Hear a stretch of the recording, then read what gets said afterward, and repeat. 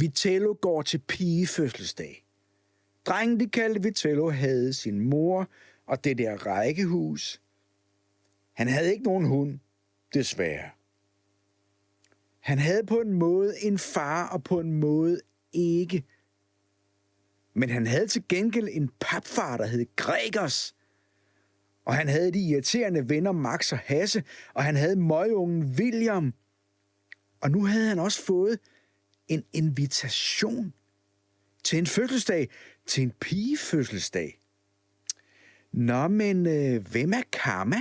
Spurgte mor. Kamma, det er ikke nogen, sagde Vitello og prøvede at gemme invitationen. For Kamma var nemlig hans ret hemmelige kæreste, der engang havde kysset ham lige i ansigtet.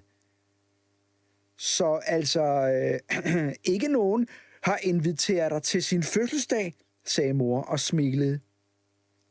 Vi taler ikke mere om det, sagde Vitello. Men mor lavede trutmund og sagde, er det måske din lille forlovede? Hey, du er pænt klam at høre på, sagde Vitello og fik alt for røde kinder. Og din mund ser mega dum ud. Vitello tænkte, at det bedste nok var at lade som ingenting. Men senere samme dag stod Kamma uden for havelågen.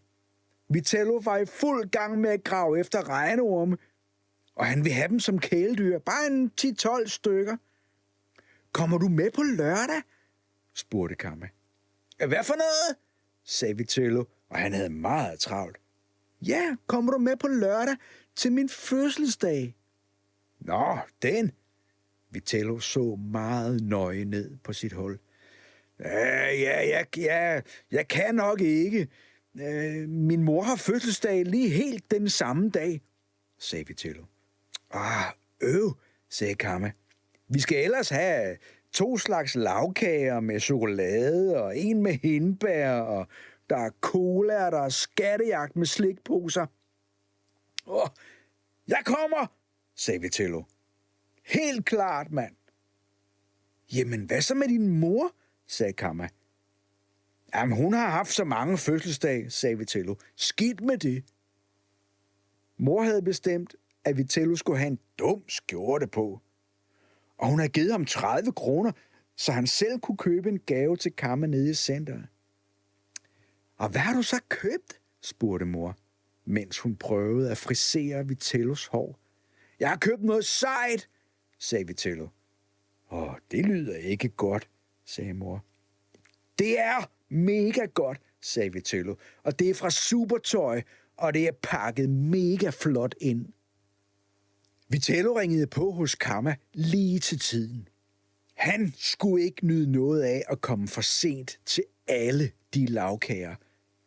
Hej, sagde Kamma og havde kjole på, og velkommen. Ja, rolig nu, sagde Vitello, og var bange for, at hun ville kysse, mens alle andre så på. Og der var både piger og Kammas far og Kammas mor, og også alle mulige andre voksne. Det her, det er min moster og onkel, sagde Kamma, og det er Vitello. Hej, Vitello, sagde de voksne. Hej, voksne, sagde Vitello og skævede hen til bordet, og den var god nok. Der var lagkager og boller og colaer. Hvad hedder ham der, den lille? Vitello vendte sig. Det var en dreng, en anden dreng, en større dreng end Vitello. Kamma havde inviteret en anden og virkelig dum og stor dreng.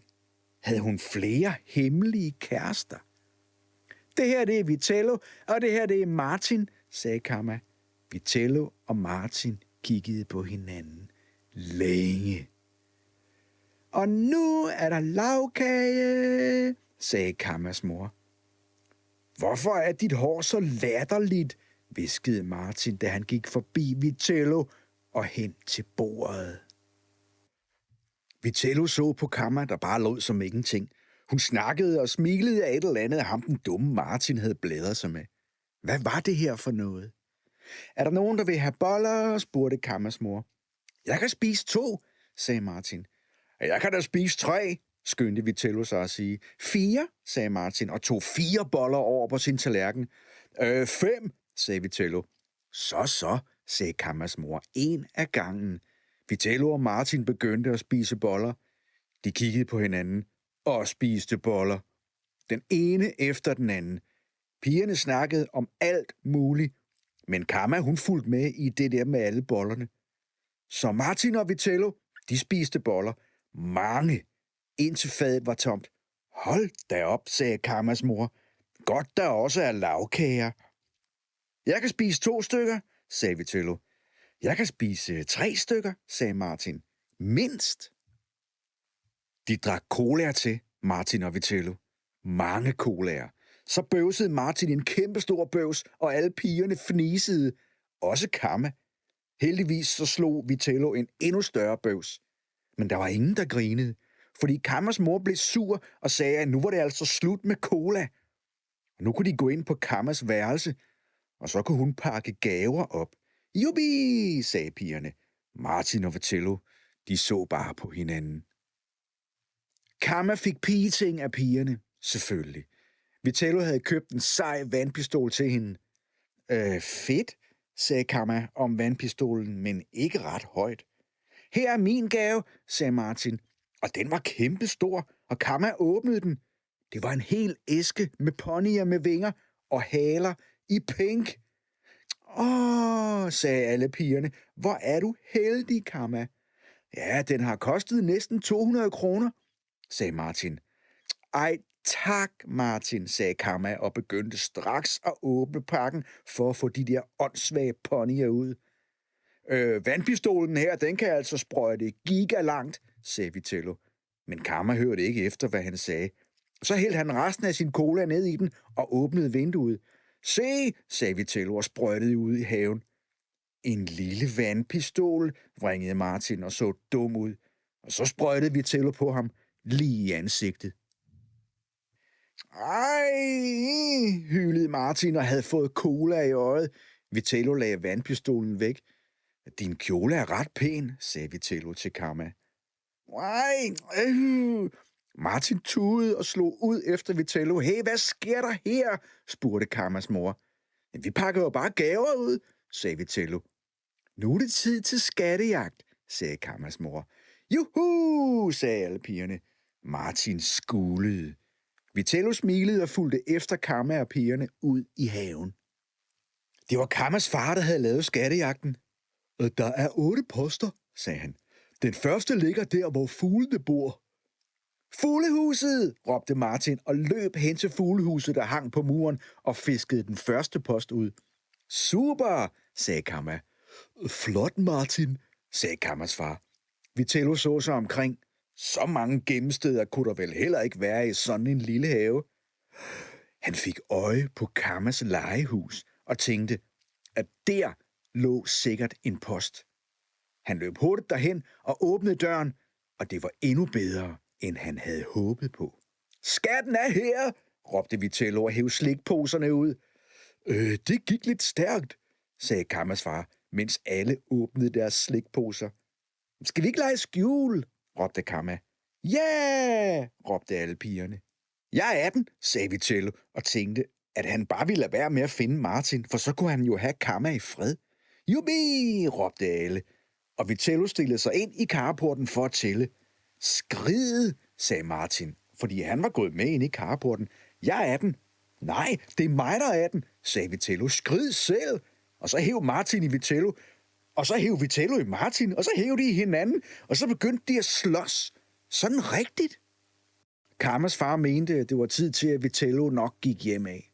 Martin tudede, og han havde fået lidt blodtud. Kamma var gået med ham indenfor. Tak for i dag, mumlede Vitello, for det havde mor sagt, at man skulle sige lige meget hvad. Det var ham selv, der startede. Farvel, sagde Kammas far. Vitello gik hjem af. Han var ikke glad. Han gad i hvert fald ikke være hemmelige kærester med nogen tøser nogensinde mere, og især ikke med Kamma. Vitello! Det var Kamma, der kom løbende efter ham. Men du sagde ikke farvel til mig. Vitello trak på skuldrene. Jeg fatter bare ikke, at du gider invitere nogen, der er så dum som ham der Martin. Jamen, han er min fætter, sagde Kamma. Han kommer herover, når min moster og onkel kommer. Det kan jeg jo ikke gøre for. Altså, han er kun noget dum familie, spurgte Vitello. Ja, og det er en fed vandpistol, du gav mig. Vi skyder med den i morgen, sagde Kamma. Og før Vitello nåede at svare, gav hun ham et ordentligt kram i fin kjole og det hele. Okay, sagde Vitello og stod stiv og underlig, indtil hun slap ham. Så løb Kamma tilbage. Drengen, de kaldte Vitello, kiggede efter hende, og nu var han pludselig glad. Med en slikpose i hånden og en hemmelig kæreste, der ikke blev sur, selvom han lavede lidt ballade til hendes pigefødselsdag og fik hendes dumme fætter til at tude 2 gange.